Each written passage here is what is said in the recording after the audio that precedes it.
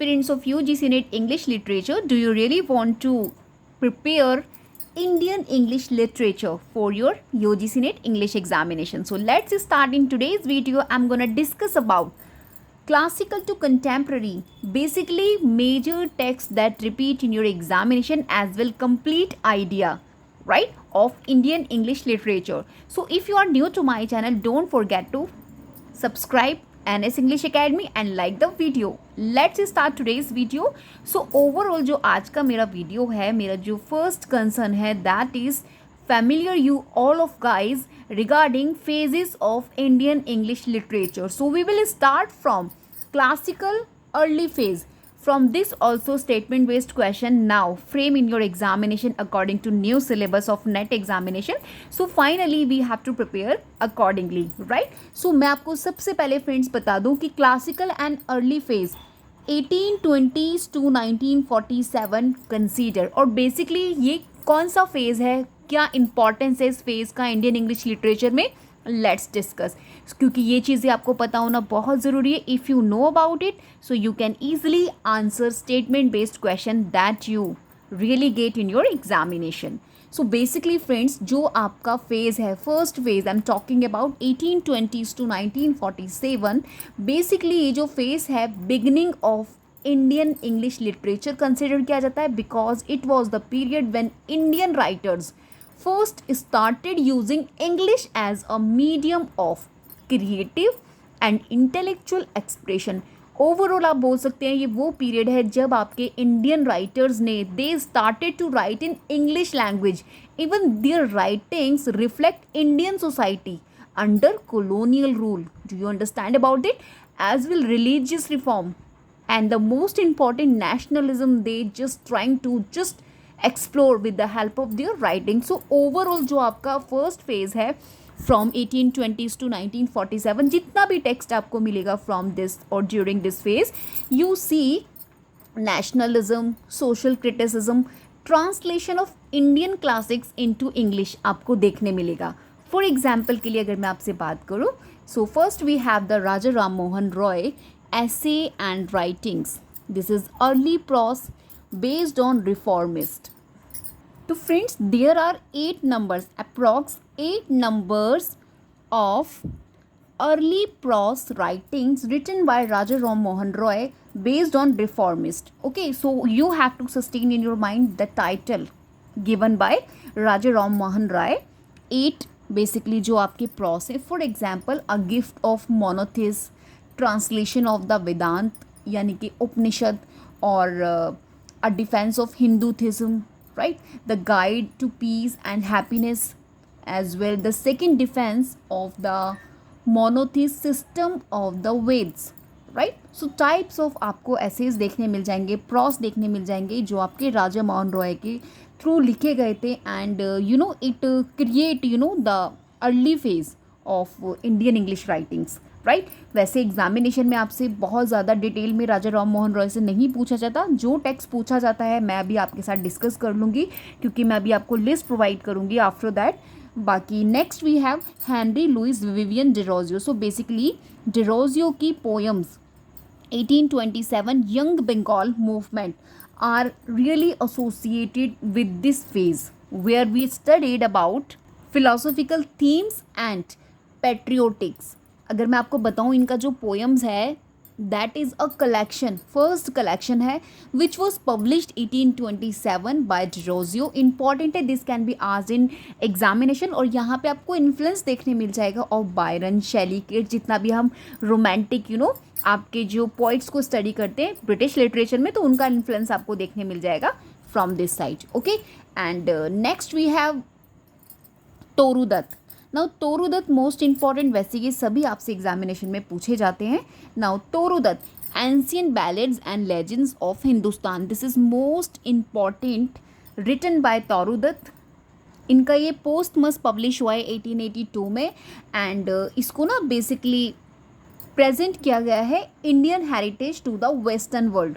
और in other word you can say ये लिखा तो इंग्लिश में गया है तोरूदत्त का ancient ballads and legends of Hindustan, but based on है Indian mythology and Puranic legends. जैसा कि मैंने बताया था जो फर्स्ट फेज़ है हमारा इंडियन इंग्लिश लिटरेचर में वहाँ पे जो राइटिंग्स लिखी जाती हैं वो बेस्ड होती हैं, यानी कि जितना भी हमारा क्लासिकल टेक्स्ट है उसका ट्रांसलेशन आपको देखने मिल जाएगा in English. Okay, so basically यहाँ पर यही बताया गया इस वर्क में, और ये मोस्ट इंपॉर्टेंट है। एग्जामिनेशन में आपसे प्रॉपर क्वेश्चन पूछा जाता है फ्रॉम दिस। और इनका मेजर पोएम जो कलेक्शन है तौरुदत्त का, उसे भी आपने देख के जाना है, जिसमें आपको सावित्री, सीता, लक्ष्मण, राइट, ध्रुव ऑल ओवर आपको देखने मिल जाएंगी। सो ये चीज़ें आपको ध्यान में रखनी है। इन्होंने बहुत शॉर्ट लाइफ, मतलब इनका जीवन था, लेकिन even though she did really enormous work in her life as well. Posthumous जो इनके वर्क पब्लिश हुए हैं, फॉर एग्जाम्पल दिस वन जो मेंशन है यहाँ पर, really influence literature, right. Now let's talk about Michael Madhusudan Dutt Meghnad Vadh Kavya epic in blank words, that is most important. यहाँ से आपको मैचिंग्स में क्वेश्चन मिलता है, and same question you will get in your examination. Now the next one we have Bankim Chandra Chatterjee Anand Math 1882 Vande Mataram. तो friends basically ये जो work है माइकल मधुसूदन दत्त का, ये तो हम लोगों ने डिस्कस कर लिया। बंकिम चंद्र चैटर्जी का जो आनंद मठ है, दैट इज़ इंपॉर्टेंट वन। यहाँ से क्वेश्चन एग्जामिनेशन में पूछे जाते हैं। It was written originally Bengali, ये बंगाली में आपका लिखा गया है, और इसको फर्स्ट सीरियलाइज किया था 1882 में इन अ मैगजीन, ठीक है। और बुक में ये बेसिकली आपका 1882 में आया था, और देन इसका जो ट्रांसलेशन हुआ था, क्योंकि अभी मैंने आपको बताया था ओरिजिनली इसे बंगाली में लिखा था, और इसका जो इंग्लिश ट्रांसलेशन है दैट इज़ 1906। इस चीज़ का आपने ध्यान में रखना है, एंड इम्पॉर्टेंट है ऑफकोर्स। वाई? बिकॉज यहाँ से क्वेश्चन डेफिनेटली आपको एग्जामिनेशन में मिलता है। तो इसको ना जब सेट किया गया था, इसका जो सेटिंग था ड्यूरिंग बंगाल फेमाइन एंड जो सन्यासी रिबेलियन चल रहा था ना ड्यूरिंग दैट पीरियड, तो उसी के around it was written, and that's why इसमें आपको कुछ एलिमेंट्स मिल जाएंगे like central character as well the focus किया गया है सेक्रीफाइस फॉर द नेशन के लिए, ठीक है। तो ओवरऑल आपको हिंदू आइडियाज़ पर बेस्ड है, right. Next we have after Bankim Chandra Chatterjee Rabindranath Tagore Gitanjali most repeated in examination. In fact Rabindranath Tagore के आपको सभी मेजर वर्क्स का टाइटल अपने माइंड में सस्टेन करना है। मैं नेक्स्ट वीडियो और नेक्स्ट टू नेक्स्ट वीडियो में आपको लिस्ट लेकर आऊँगी, जिसमें मैं आपको वो सभी टेक्स्ट प्रोवाइड करूँगी इफ़ आई कैन, जो जो आपसे एग्जामिनेशन में पूछे जाते हैं, you know, from Rabindranath Tagore, जितने भी आपके यू नो टॉप और रिनाउंड राइटर्स हैं फ्रॉम इंडियन इंग्लिश लिटरेचर के, जहाँ से डेफिनेटली क्वेश्चन मिलता है, उस पर भी मैं बेस्ड आपका वीडियो एक अपलोड करने की सोच रही हूँ, क्योंकि यहाँ से आपको एक मोर क्लैरिटी मिलने वाली है। सो ओवरऑल आपने रविंद्रनाथ टैगोर के मेजर सभी टेक्स्ट को देख के जाना है। इनके प्लेज हो गए, इनका पोइट्री सेक्शन हो गया, इनका नॉवल हो गया, क्योंकि यहाँ से आपको डायरेक्ट क्वेश्चन मिलता है। अभी लास्ट एग्जामिनेशन में एग्जाम्पल आप देखेंगे रविंद्रनाथ टैगोर से वर्क आपको पूछा गया था, एंड उससे लास्ट जो एग्जाम हुआ था 7 जैन को लिटरेचर का, वहाँ पर भी आपसे पूछा गया था। सो ओवरऑल ये इंपॉर्टेंट आपके ऑथर हैं to whom you have to prepare, right. तो गीतांजलि देख लीजिएगा, 1912 the year when he won Nobel prize, not it was 1930। तो basically friends 1913 the year when he won Nobel prize in literature, and of course Rabindranath consider first non-European and first Asian to win the Nobel Prize in Literature. Now this thing you will have to keep in your mind. And ये जो इनका work है Gitanjali, basically इसको important consider किया जाता है, क्योंकि इसमें जो इम्पॉर्टेंस है you know towards spiritual devotions, bhakti tradition and mystical union with the divine, जो इसको बहुत ही ज़्यादा डिफरेंट बनाती है। और यहाँ से क्वेश्चंस भी आपको डेफिनेटली एग्जामिनेशन में मिलते हैं। तो originally it was written Bengali, right, and इसको सॉन्ग ऑफरिंग भी बोला जाता है। और इसका जो 1912 एडिशन आया था, इंग्लिश एडिशन जो बेसिकली आया था पर्टिकुलर गीतांजलि का, Tagore translated 103 poems from Bengali to English himself. इन्होंने खुद ही 103 पोएम्स को क्या किया था, ट्रांसलेटेड किया था इनटू इंग्लिश बाय हिमसेल्फ। ये चीज़ आपको ध्यान में रखनी है, क्योंकि कई बार यहाँ से भी क्वेश्चन आपको सेपरेट पूछ लिया जाता है कि who translated dash work, right. So you must know कि बेसिकली किसने किया था, okay. And the next thing you will have to, इसका जो प्रीफेस था बेसिकली गीतांजलि का, that was written by W.B. Yeats. ये चीज़ आपने ध्यान में रखनी है। इट वॉज, इसका जो प्रीफेस है बेसिकली गीतांजलि का, it was written by W.B. Yeats, in which he admired Tagore's spirituality, right. And so overall आपका ये नोबेल प्राइज विनिंग टेक्स्ट है, right, as well based on you know spirituality as well the devotions, अभी हम लोग next move करते हैं towards Shri Aurobindo, most important relevant for exam point of view among Indian English literature and Savitri. इनका जो epic poem है that really appeared in your examination in a great level. सो आपको उसको स्टडी करना पड़ेगा। Why? Because this appeared repeatedly in your examination. So overall ये जो इनका इपिक पोएम है Savitri, based on a the legend of Savitri and Satyavan from the Mahabharat. ठीक है, तो उसी पर बेस्ड है and it was originally written in English language by Shri Aurobindo.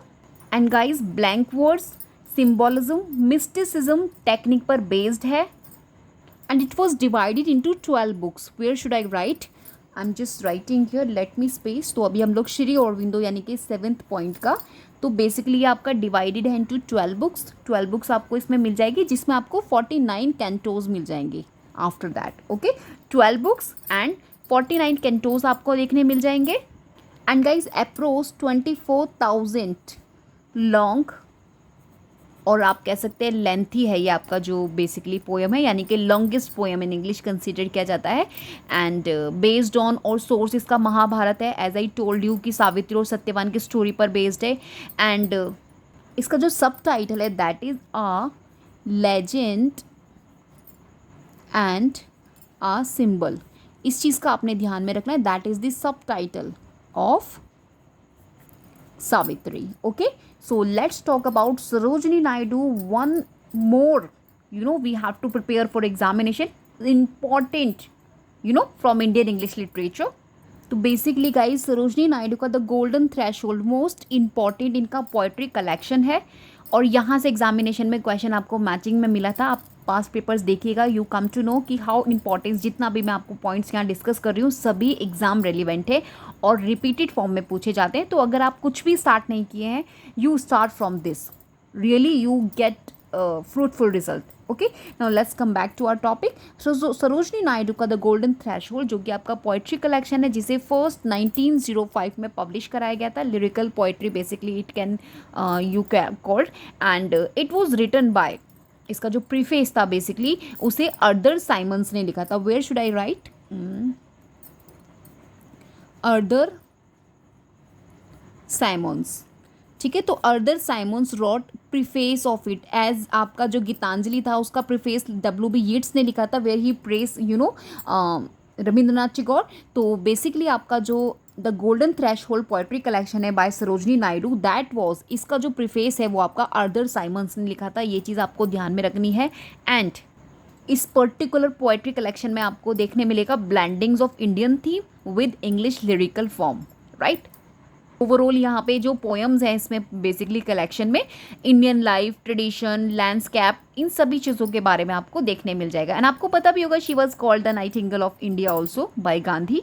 सो यहाँ से भी आपको डायरेक्ट क्वेश्चन डेफिनेटली एग्जामिनेशन में मिल जाता है, you must know about it. So overall आपने क्या करना है regarding this particular poet Sarojini Naidu, तो इनका जो ये थ्रैश होल्ड है ना बेसिकली पोएट्री कलेक्शन, तो इसमें जो इंपॉर्टेंट इन्होंने पोएम्स दी हैं उन्हें आपने देखना है, जैसे song of our dream, village song, ठीक है, as well the snake charmer, Indian weavers, क्योंकि देखिए इंडियन वीवर्स मैं यहाँ लिख देती हूँ, Indian weavers this asked in examination, और वो क्या करते हैं मैचिंग्स में आपको डायरेक्ट दे देंगे कि हु रोट इट। तो आपने सिर्फ ये तो देखा है द गोल्डन थ्रेशोल्ड, या this is the collection poetry collection written by Sarojini Naidu, but we don't know कि इसमें कौन कौन से बेसिकली सिलेक्टेड पोएम है, क्योंकि वहाँ से जो उसके पोएम से आपको क्वेश्चन अभी एग्जामिनेशन में मिलता है। सो आपने अकॉर्डिंगली प्रिपेयर करना है, ठीक है। अपार्ट फ्रॉम दिस आपको इनके अदर मेजर वर्क्स भी देखने हैं सरोजनी नायडू के, I will cover in further videos of mind.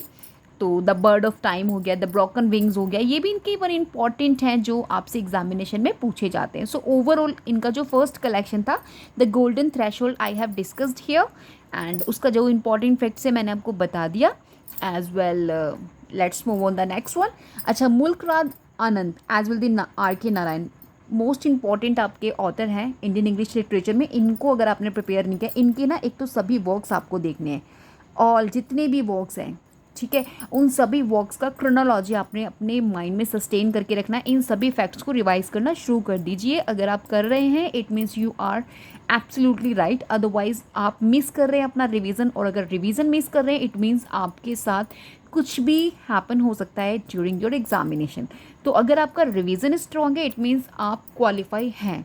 Okay, मुल्क राज आनंद अनटचेबल आपने प्रॉपर मैनर में स्टडी करना है, बेस्ड ऑन दलित थीम पर है, 1935 publication, and R K Narayan Swami and friends 1935 publication, that is the Malgudi series, basically the part of Malgudi series. ये चीज़ें आपने डिटेल्ड मैनर में प्रिपेयर करना है क्योंकि यहाँ से डेफिनेटली एग्जामिनेशन में क्वेश्चंस आपको बनते ही बनते हैं। तो ओवरऑल अभी जो मैंने टॉप 10 आपको इंक्लूडिंग राजा राम मोहन रॉय, डिरोजियो, तोरू दत्त, मधुसूदन दत्त, बंकिम चंद्र चटर्जी, रविंद्रनाथ टैगोर, श्री अरबिंदो, सरोजनी नायडू, मुल्क Raj Anand and last one are K Narayan जो डिस्कस किए from the classical and early phase of आपके इंडियन इंग्लिश लिटरेचर में, इनके ये सभी चीज़ें आपने प्रिपेयर करनी है। Let's move on ahead.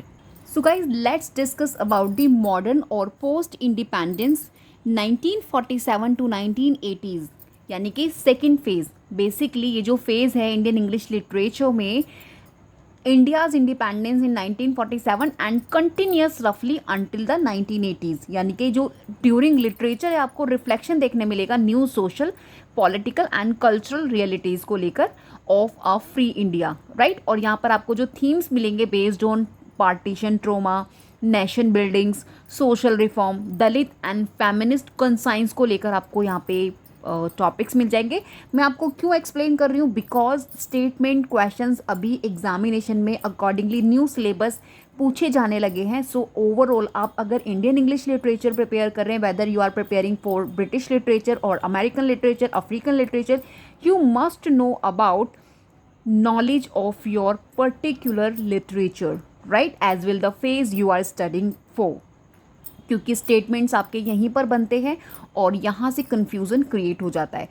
आपने स्टडी सेम थिंग्स करना है, इसमें भी आप वही कुछ राइटर्स स्टडी करेंगे लाइक आर के नारायण के जो फर्दर टेक्स्ट हैं, राजा राव के, Nissim Ezekiel, but the way of studying them is really different. Why? Because it include in the second phase of Indian English literature. Okay, तो उसी रिगार्डिंग आप इसको स्टडी करेंगे। Now let's discuss about one by one. So first let's talk about the R.K. Narayan's The Guide. Now this is important one and check the year 58 यानी कि 1958 Sahitya Akademi award winning work है and examination में आपका repeat होता है and categorize into the category second phase of Indian English literature. तो basically R.K. Narayan का the guide novel based on individual versus society, transformation, love, morality, illusion versus reality as well spirituality की बात किया है with the help of जो major characters like main character Raju जो tourist guide होता है and how he become guide for रोजी and जो डांसर होती हैं। तो काइंड्स ऑफ आपको यहाँ पे कैरेक्टर्स मिल जाएंगे। क्योंकि मैं बहुत ज़्यादा आपको कैरेक्टर्स और वो चीज़ें नहीं बता रही, मेरा जो पर्पस है to familiar you all of them accordingly different phases of Indian English literature. जो टेक्स्ट आपके कैटेगराइज हो रहे हैं मैं उन सभी कैटेगराइज टेक्स्ट को आपको फैमिलियर करा रही हूँ। ओके, क्योंकि यहाँ से आपको सेपरेट क्वेश्चन मिलते हैं। Now let's talk about Raja Rao Kanthapura. This is 1938 Gandhian influence, basically Gandhi का इन्फ्लुएंस आपको इसमें देखना मिल जाएगा। कांथापुरा को लेकर आपने इसके सभी फैक्ट्स अपने माइंड में डेफिनेटली मेमोराइज करके रखना है because guys from this novel Kanthapura by Raja Rao यहाँ से आपको फैक्ट्स एग्जामिनेशन में पूछे जाते हैं। सो ओवरऑल आपने ध्यान में रखना है। ये इनका basically first major Indian English novel consider किया जाता है to depict the Gandhian nationalist movement, जहाँ पे गांधी के नेशनलिस्ट मूवमेंट को बेसिकली एक्सप्लोर किया गया है in a South Indian village में। ठीक है, तो ओवरऑल इसका जो सेटिंग है साउथ इंडियन विलेज कांथापुरा में रखा गया है, जहाँ पर आपको मूर्ति मेजर कैरेक्टर मिल जाएंगे, main character, central character of the novel and he actually inspired by Mahatma Gandhi. और इसमें मोस्ट इंपॉर्टेंट थिंग जो आपको ध्यान में रखनी है कांथापुरा की, कि इसमें जो स्टोरी है ये बेसिकली द नॉवल, ये जो इसमें स्टोरी है that is narrated by an old women. The name of that women Achakka, क्योंकि यहाँ से आपको क्वेश्चन मिलता है। सो you must know the name of that women Achakka. The old women using village idioms. Okay, and overall आपने जितना भी मेजर कैरेक्टर जो उनको स्टडी करना है, एंड थीम्स आपको देख के जाना है कि किस तरीके से रोल ऑफ वेमेन इसमें दिखाया गया है, community, spirituality, tradition versus modernity इसमें देखने मिला है। तो ओवरऑल आपको थीम्स मिल जाएंगे। एज आई टोल्ड यू कि सेकेंड फेज जो आपका एमर्ज हो रहा है उसमें वो सभी थीम्स है, तो वो सभी आपको पोएम में मिल जाएंगे। So this really you have to prepare accordingly. And let's move on Nissim Ezekiel. Nissim Ezekiel, night of the scorpion. वैसे Nissim Ezekiel one of the most important Indian English writer में आपके इंपॉर्टेंट पॉइंट हैं, क्योंकि इनसे भी आपको एग्जामिनेशन में रिपीटेड फॉर्म में क्वेश्चंस बनते हैं। तो basically friends, night of the scorpion ये इनका अ टाइम टू चेंज, जो इनका एक पोइट्री कलेक्शन है निसीम एज़ेकिल का, उसी का पार्ट है। 1952 में basically a time to change, ये चीज़ें आपने फैक्ट्स ध्यान में रखने।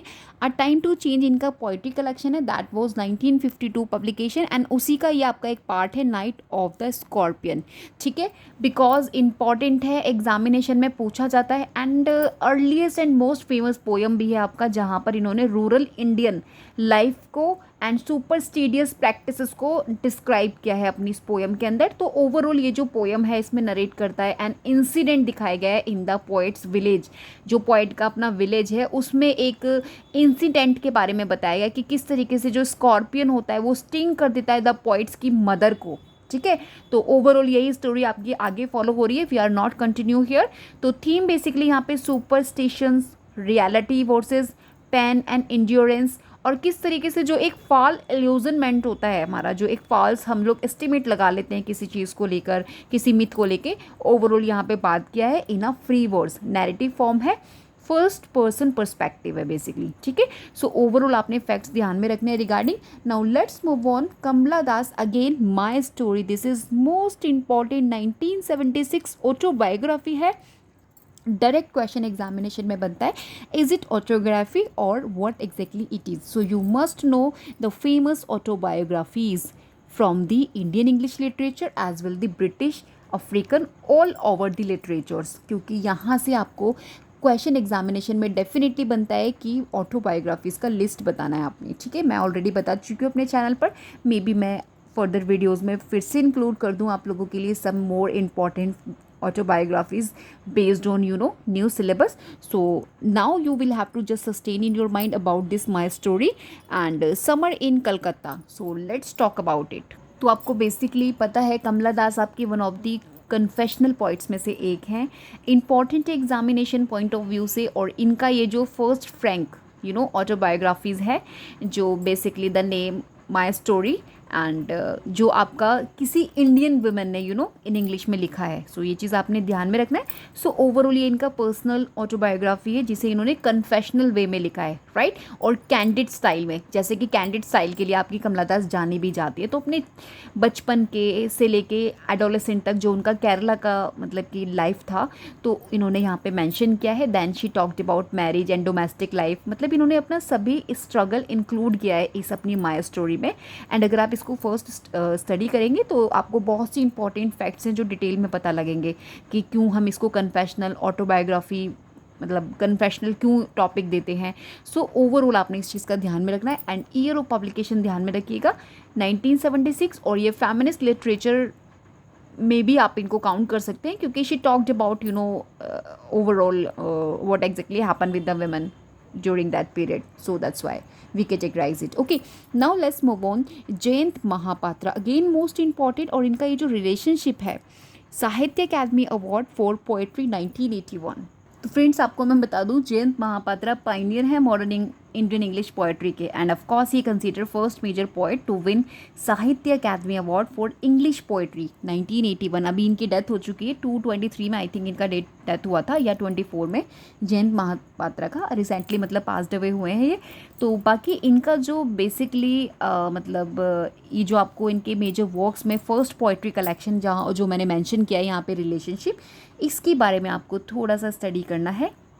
क्योंकि यहाँ पर बेसिकली इन्होंने human relationship and emotional intimacy के बारे में बात किया है, एज वेल ब्लेंडिंग्स इसमें इन्होंने दिखाई है, personal experience versus universal human concern. ठीक है, ये चीज़ आपने ध्यान में रखना है। इंपॉर्टेंट इनका कलेक्शन है relationship, that was I think 1971 में आपका ये आया था। और post independence Indian English poet basically आपकी जयंत महापात्रा हैं, जिन्हें साहित्य अकादमी अवार्ड भी मिला है 1981 में।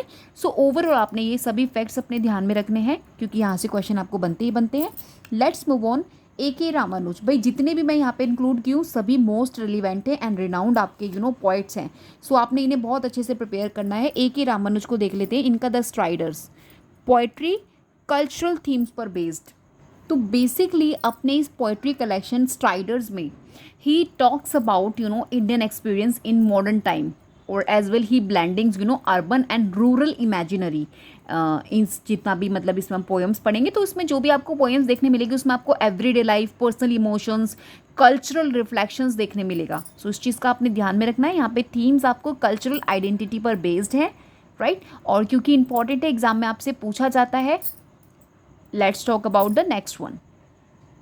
Anita Desai, cry the peacock, 1963 psychological novel.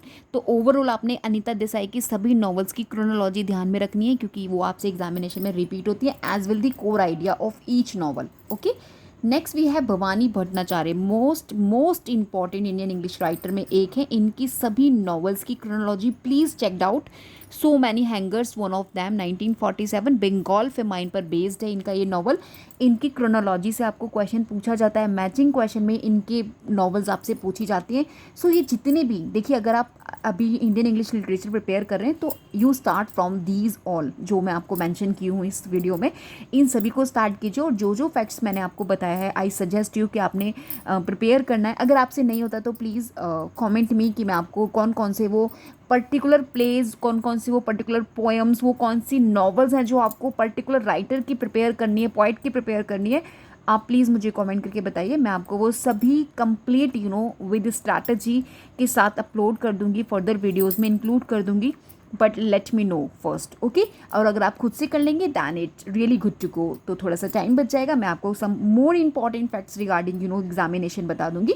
चलिए, अभी भवानी भट्टाचार्य देख लिया। Khushwant Singh, one of the most important partition आपके नॉवलिस्ट हैं। और ट्रेन टू पाकिस्तान इनकी पार्टीशन नॉवल है। अभी पार्टीशन नॉवल से भी आपने क्या करना है, इसका भी प्रॉपर लिस्ट अपने पास प्रिपेयर करके रखना है, क्योंकि पार्टीशन नॉवल से आपको सेपरेट क्वेश्चन मिलता है, where you will have to identify partition novels, the title of novels written on the theme of partition. Okay, 1964 freedom struggle and violence आपको इसमें देखने मिलेगा, not this one actually, partition novel. ये तो हमारा खुशवंत सिंह का था। और next we have Manohar Malgonkar. As I told you about Bhabani Bhattacharya, same manner आपने मनोहर मालगोनकर की सभी वर्क्स देख के जाने हैं। इनकी क्रोनोलॉजी आपसे पूछी जाती है। I will you don't worry, आपको मैं सजेस्ट कर दूंगी वो बेसिकली आपने कौन कौन सी नॉवल्स क्रोनोलॉजी में प्रिपेयर करनी है नेक्स्ट वीडियो में। A band in the gangs, ये तो इनका most important, 1964, multiple time actually repeat in your net exam only, not I'm talking about the all competitive examination। अगर आप सभी TGT PGT जितना भी आपका लिटरेचर का एग्जामिनेशन है, सभी एग्जामिनेशन देखेंगे, ये वो सभी आपके ऑथर्स, पोइट्स एंड नॉवलिस्ट हैं जो आपसे एग्जामिनेशन में डेफिनेटली पूछे जाते हैं। ठीक है, specially I am talking about net examination of your, and based on है ये freedom struggle and violence, right. अभी हम लोग थर्ड फेज की तरफ मूव कर रहे हैं इंडियन इंग्लिश लिटरेचर में, that is called contemporary, postmodern, and the timeline we have 1980s to present. So we are in contemporary postmodern period. Okay, so let's talk about, तो friend as I mention कि आपका 1980s onward से ये आपका continuous है to the present, जो आपका third phase है basically contemporary and post modern phase of Indian English literature. यहाँ पे ना आपको रिफ्लेक्शंस मिल जाएगा सेंसिबिलिटीज़ का, लाइक ग्लोबलाइजेशंस, डायस्पोरा एक्सपीरियंस आपको देखने मिल जाएंगे, हाइब्रिड आइडेंटिटीज़ आपको देखने मिल जाएगी, एक्सपेरिमेंटल लिटरेरी फॉर्म्स आपको देखने मिल जाएगा राइटिंग्स में। एंड यहाँ पर यानी कि ड्यूरिंग दिस फेज जो राइटर्स हैं, जो राइटिंग्स लिखते हैं, तो उसमें आपको काइंड ऑफ चैलेंजेस देखने मिल जाएगा towards the traditional narrative structure, linear plots and fixed meaning. Okay, so ये चीज़ें आपको मेजर ध्यान में रखना है, है, क्योंकि ये चीज़ इंपॉर्टेंट है। स्टेटमेंट्स अभी आपके बनने लगे हैं, तो ओवरऑल आपने प्रिपेयर करना है अकॉर्डिंगली। तो पोस्ट मॉडर्न टेक्निक्स में आपको meta fiction, irony, fragmentation, magical realism type of features देखने मिलते हैं। डायस्पोरा लिटरेचर की अगर मैं बात करूँ तो इंडियन राइटर्स लिविंग किस तरीके से अब्रोड और एक्सप्लोर कर रहे हैं हाइब्रिड आइडेंटिटीज़, एक ऐसी मतलब कि थर्ड आइडेंटिटी, ठीक है, तो आप उसको मान के चलिए। ग्लोबलाइजेशन एंड मॉडर्निटी की बात करते हैं, जहाँ पे urban life, cultural conflicts, technological influences आपको देखने मिलता है। These all are the features जो आपको देखने मिलेंगे during this period. As well the experimental narratives आपको देखने मिल जाएगा, जिसमें non linear plots, multiple perspectives आपको देखने मिलते हैं। तो ये सभी फीचर्स हैं, और ट्रस्ट में ये जो मैं आपको वर्ड बता रही हूँ, लाइक नॉन लीनियर प्लॉट्स हो गए, फ्रेगमेंटेशन हो गया, मैजिकल रियलिज्म हो गया, हाइब्रिड आइडेंटिटीज़ हो गया, दीज आर दी की वर्ड्स जो आपने नोट डाउन करके रखने हैं, क्योंकि ये सभी वर्ड्स आपको कंफ्यूज करते हैं जब आपको स्टेटमेंट्स एग्जामिनेशन में डेफिनेटली मिलता ही मिलता है। तो आपको पता होना चाहिए ब्लेंडिंग्स जेनर आपको, यानी कि fiction, poetry, essays, memoirs, innovative ways में आपको देखने मिलता है, जो लिखा भी होता है, ठीक है। तो जो सबसे first one we have Salman Rushdie, और इनका जो ये टेक्स्ट है midnight children, based on chutnification as well the magical realism technique से आपको भरपूर मिलेगा। ये सभी टेक्निक्स आपको इसमें मिल जाएगा। पोस्ट मॉडर्न अगर वे में आप इसको स्टडी करेंगे, 1981 बेसिकली पब्लिश है और बुकर प्राइज़ विनिंग है, जिसे मैं अपनी प्रीवियस वीडियोस में कई बार मेंशन कर चुकी हूँ। इसका technique, features, each and every detail I have mention there. Next we have Amitav Ghosh. Amitav Ghosh आपके एज सिमिलर इंपॉर्टेंट है जैसे कि मैंने अभी आपको लास्ट भवानी भट्टाचार्य एंड मनोहर मालगोनकर के वर्क्स के बारे में बताया था। अमिताभ घोष के भी आपको सभी वर्क्स का क्रोनोलॉजी देखना है, क्योंकि देखिए कुछ स्पेसिफिक टॉप राइटर्स हैं जिनकी क्रोनोलॉजी आपसे एग्जामिनेशन में रिपीटेड फॉर्म में सर्कुलेट होती है। तो अगर आपको वो आइडिया मिल जाए कि वो कौन कौन से राइटर हैं, तो आपका काम थोड़ा सा ईजी हो जाएगा। दैट्स वाई मैं आपको पॉइंट कर रही हूँ। First I suggest you Bhabani Bhattacharya, R K Narayan, Raja Rao, right, and Mulk Raja Anand. 3 तो आपके ये हो गए renowned author, as well Bhabani Bhattacharya और आपके Manohar Malgonkar, Anita Desai, Amitav Ghosh one of them, ठीक है। ये सभी वो आपके ऑथर्स हैं जिनसे आपको क्रोनोलॉजी डेफिनेटली एग्जामिनेशन में मिलता ही मिलता है। ओके, लेट्स टॉक अबाउट यहाँ पे जो मैंने द शेडो लाइन यहाँ पर मेंशन किया है, इनका 1988 मेमोरी एंड नेशनलिज्म पर बेस्ड है। और अमिताभ घोष के तो वर्क्स में आपको आइडियाज़, इनका कोर आइडियाज़ क्या है वो भी आपको देख के जाना है, और एज वेल आपने मेजर कैरेक्टर्स को ध्यान में रखना है, ठीक है। अरुंधति रॉय का the God of small things, इसको एक बार प्लीज़ से अच्छे से समराइज़ कर लीजिए अपने माइंड में। आई हैव डन दिस, और ट्रस्ट मी, जब भी यहाँ से कोई क्वेश्चन आपको डिटेल्ड मैनर में पूछा जाता है तो आई कैन ईजिली आंसर, क्योंकि मैं इसको कई बार स्टडी कर चुकी हूँ। मैं यही चीज़ चाहती हूँ आप लोग उसको रिवीजन दें। रिवीजन देने से होता ये है, आपकी जो प्रैक्टिस होती है वेल वे में डन हो जाती है, और आपको बार बार कन्फ्यूज़ होने की ज़रूरत नहीं पड़ती, क्योंकि क्वेश्चन का रिपीट होना डेफिनेटली मस्ट है। 100% क्वेश्चन रिपीट होते हैं, बट आपने उसको कितना सस्टेन किया अपने माइंड में, let's see. Okay, so 1997 basically Booker prize winning इनका टेक्स्ट है। अभी कौन सी ईयर में इन्हें बुकर प्राइज़ मिला था, और बेसिकली कौन से वो मेजर कैरेक्टर्स हैं, वो कौन कौन से मेजर इवेंट्स हैं, वो कौन से इंसिडेंट्स हैं जो इस पर्टिकुलर नॉवल के अंदर आपको देखने मिले थे, आपने रीड किया था, उन सभी को आपने मेमोराइज करना है। Then after we have to Kiran Desai, the daughter of Anita Desai, the inheritance of loss. इनके भी आपको 4 और 5 वर्क्स देख के जाने हैं, यहाँ से भी आपसे पूछ लिया जाता है। बेसिकली ये जो इनका वर्क है इंपॉर्टेंट वन है, 2006 बुकर प्राइज़ विनिंग है। अभी बुकर प्राइज़ विनिंग जितने भी वर्क्स हैं उसका लिस्ट आपको अगेन अपने पास प्रिपेयर करके रखना है। ये वो सभी स्ट्रैटेजी हैं जिससे आप क्वालिफाई कर जाएंगे अपना एग्जामिनेशन, अगर आप अकॉर्डिंगली स्टडी करते हैं। लिस्ट जो मैं आपको बता रही हूँ उन सभी लिस्ट को प्रिपेयर करके रखिएगा। झुम्पा लाहिरी, इंटरप्रेटर ऑफ मालडीज, इनका ये वर्क ही मोस्ट इंपॉर्टेंट, अगर आप इसी को स्टडी कर लेते हैं you have done with this particular author. 1999 Pulitzer prize winning है। Vikram Seth, a suitable boy asked in examination many time, 1993, one of the longest novel in English this consider. Shashi Tharoor, the great Indian novel, 1989, this is based on myth, history as well the parody. Arvind Adiga, one of the most important, The White Tiger, that repeat in examination, 2008, as well the Booker Prize winning text है. And Geeta Ariharam, The Thousand Faces of Night, 1992, Commonwealth Prize winning है. Gitanjali Shri, tomb of sand, ये basically आपका originally Hindi में लिखा गया है and it was translated into English 2022 international Booker prize winning आपका work है गीतांजलि श्री का। कई बार रिपीट नहीं हुआ है बट एग्जामिनेशन में पूछा जा चुका है, so it means this important. और क्योंकि टेक्स्ट का आपसे ईयर ऑफ पब्लिकेशन पूछा था तो आपको इसकी ट्रांसलेशन से रिलेटेड जितना भी फैक्ट्स है वो अपने माइंड में रखना है, no need to study in a detailed manner. So guys, let's revise some important Indian English novels first, along with year of publication. Raja Rammohan's wife, Bankim Chandra Chatterjee का 1864 publication, Kanthapura by Raja Rao, published 1938, right? And Untouchable by Mulk Raj Anand 1935, Coolie by Mulk Raj Anand 1936, The Private Life of an Indian Prince by Mulk Raj Anand 1953, The Serpent and the Rope, Raja Rao 1960, The Guide, R.K. Narayan 1958, The Financial Expert, R.K. Narayan 1952, Swami and Friends, R.K. Narayan 1935, The Vendor of Sweets, R.K. Narayan 1967, Midnight Children, Salman Rushdie 1981, The Satanic Word, Salman Rushdie 1988, Ice Candy Man, one of the important novel from Partition novel का ही basically famous novel है। वापसी सिद्धवा ने इसको लिखा है 1988 publication. Clear light of the day, most important novel bye Anita Desai 1980 publication. यहाँ से आपको डिटेल्ड में क्वेश्चन पूछ लिया जाता है based on character and core idea. Fire on the mountain by Anita Desai 1977, fasting feasting Anita Desai 1999, in custody Anita Desai 1984। Okay, I am really sorry guys, you can not actually मैंने ध्यान नहीं दिया। ओके, हम लोग इन कस्टडी तक पहुंच गए थे। Hope you can visible now easily, right.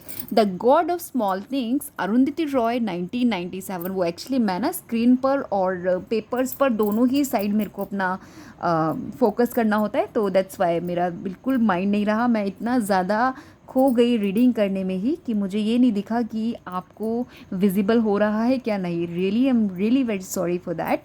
And let's talk about the white tiger. We have discussed now Arvind Adiga का 2008, inheritance of loss by Kiran Desai 2006, such long journey Rohinton Mistry 1991।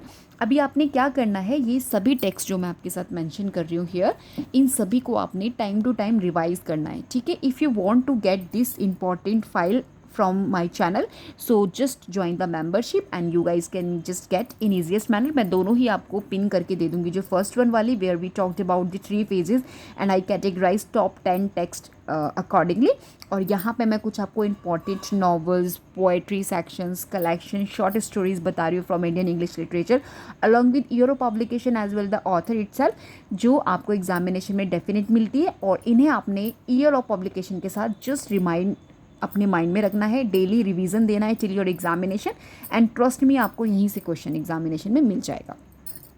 Such a long journey, that is by Rohinton Mistry, हम लोग बात कर चुके हैं। Fine balance रोहिंतम मिस्त्री का 1995, नार्कोपोलिस जीत थ्याल का 2012 publication, the ministry of utmost happiness Arundhati Roy का 2017, इंपॉर्टेंट है, एग्जाम में पूछ लिया जाता है। Immortals by Amit Chaudhuri 2009, and English August Upmanya Chatterjee, one of the most important text that asked in examination 1988। so overall जितना भी है सभी important है। now let's talk about some important Indian English poetry collections and poets। जैसे अभी first we have talked about Gitanjali before, that was by Rabindranath Tagore 1910, and Bengali it was written originally, और English में इसको 1912 में translate किया था। here you can see, okay। Now let's talk about the Golden Threshold. This is the poetry collection by Sarojini Naidu, 1905 the publication, and The Bird of Time. This is another major work में से एक है जो मैंने आपको पीछे बोला था सरोजनी नायडू का, You have to prepare, 1912 publication। Song of Myself, this is by तौरुदत्त, पोस्थमस इसको पब्लिश कराया था 1882 में, क्योंकि 1877 में आपकी तौरुदत्त का डेथ हो गया था when she was only 21 years old। Ancient balance of legends of Hindustan, ये भी आपका तौरुदत्त का 1880 है। एज वेल जेजुरी, जो आपसे एग्जामिनेशन में अभी जो आपका 7 जनवरी को एग्जामिनेशन हुआ था वहाँ पे पूछा गया था, डायरेक्ट क्वेश्चन आया था अरुण कोलाटकर से। तो अरुण कोलाटकर आपके ओवरऑल मोस्ट इंपॉर्टेंट है। जेजुरी को डिटेल मैनर में स्टडी करना है, इसके सभी फैक्ट्स आपको देखने हैं। 1976 इसका पब्लिकेशन है। रिलेशंस, अभी हम लोगों ने वो तो हमने जयंत महापात्रा का देखा था, poetry collection, this is by Nissim magical 1978। Exact name unity Souza 1994। Collected poems by A.K. Ramanuj, various, basically इसका जो ईयर है so there is no mention. And rough passage by K.K. And Daruwalla 1977। Summer in Calcutta, right, this is by Kamala Das 1965। My story autobiography but poetic in tone, Kamala Das, okay, by published in 1973. Posthumous poems by Tom Morris, this is 1960s to 2000s, okay. Now let's talk about some important Indian English short story collection. First we have Malgudi Days, R.K. Narayan 1943, this is the short story collection. Trust me, यहाँ से question मिलता है। और friends, आप सभी aspirants इतना ज़्यादा confuse रहते हैं, आप उसको मेमोराइज तो कर लेते हैं, ठीक है, आपका ये डैश ईयर का लिखा हुआ है, ठीक है, मुझे सस्टेन हो गया माइंड में, बट यू डोंट नो कि ये क्या है। Is it poem, poetry collection, novel और शॉर्ट स्टोरी कलेक्शन? तो ये चीज़ आपको सबसे पहले ध्यान में रखना है, क्योंकि अभी एग्जामिनेशन क्वालिफाई करना is not easiest task, okay. Now examiner check the quality of your, how much you dive into your literature, so accordingly you have to prepare. You must know, जो भी पॉइंट्स स्टडी कर रहे हैं उसको clearly prepare करें। आपको confusion नहीं रखना है कि क्या चीज़ है। अगर आपने कोई टाइटल स्टडी किया है तो आपको उस टाइटल के पीछे का फैक्ट पता होना चाहिए कि वो मैंने जो टाइटल प्रिपेयर किया एग्जाम के लिए, क्या मुझे पता है उसके बारे में। अगर आप इस तरीके से स्टडी करेंगे तो ट्रस्ट मी, आपको qualification, in fact you guys can easily win your JRF। Next we have lawley roads, R.K. Narayan का 1956। Games at twilight, Anita Desai by 1978। Interpreter of melodies, Jhumpa Lahiri 1999। The Adivasi will not dance, Hansda Sowvendra Shekhar 2015। The collector's wife, Mitra Phukan 2005। Ariel's goat and other stories, Temsula Ao 2015। Arrange marriage, Chitra Banerjee, right, 1995। So guys now let's जल्दी से revise कर लेते हैं some important Indian English plays जिनके title one side है and on the other side आपको year of publication दिख जाएगा। First we have Tughlaq, Girish Karnad का 1964। अभी आपका वर्क है, you have to just checked out और it was originally written in and translated into which और इन विच ईयर, ठीक है, ये सभी चीज़ ध्यान रखना है। Hayavadana, Girish Karnad 1971। Nagamandala, Girish Karnad 1988। And most important chronology ध्यान में रखना है, क्योंकि this particular play right asked in chronology manner too, okay. So you just keep in your mind. Silence, the court is in session, Vijay Tendulkar. Final solution, Mahesh Dattani 1993। Mahesh Dattani के प्लेज भी देख के जाने हैं, ये भी आपके इंपॉर्टेंट प्ले राइट में से एक है। और क्रोनोलॉजी आपको देखनी है, most important, you know. Dance Like a Man, this is again by Mahesh Dattani 1995. Bravery Fought the Queen, Mahesh Dattani 1991. Voices in the City, novel with dramatic elements by Anita Desai 1961. The Dream of Tipu Sultan, this is by Grish Karnad 1997. So guys now I and my video और hope जो भी मैंने important facts आपको regarding Indian English literature आज की video में आपके साथ डिस्कस किए हैं आपको फैमिलियर लगे और कुछ हद तक आपका जो प्रेपरेशन है थोड़ा आगे गया होगा। नेक्स्ट जो मेरा वीडियो है, आई एम नॉट श्योरली, लेकिन मेरा फर्दर वीडियोज़ में मैं कोशिश करूँगी कि जितने भी मैंने आज राइटर्स जो भी मेन आपको बताए हैं उनका प्रॉपर वर्क्स क्रोनोलॉजी आपके लिए लेकर आऊँ with detailed solution. Why? Because यहाँ से क्वेश्चंस जो इम्पोर्टेंट आपके अभी रह चुके हैं इंडियन इंग्लिश लिटरेचर में ऑथर्स, उनकी प्रॉपर स्टडी करना अभी रिमेनिंग है। अगर आप वो कर लेते हैं, trust me, you have done your Indian English literature, ठीक है। देन आफ्टर आपको some MCQs, mock test as well PYQs लगाने हैं जो मैं आपको नेक्स्ट प्रिपेयर कराऊंगी।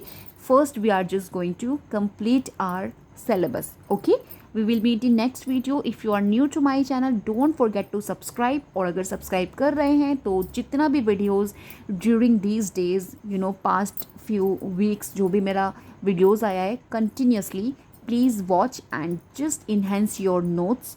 और जितना भी नोट्स, अगर आपको मेरे रिटर्न नोट्स जो भी आपको चाहिए, you have to join the membership. Scholar second आपने परचेज करना होगा. Only then you guys can just avail. Okay, we will meet in next video. Till then, bye bye.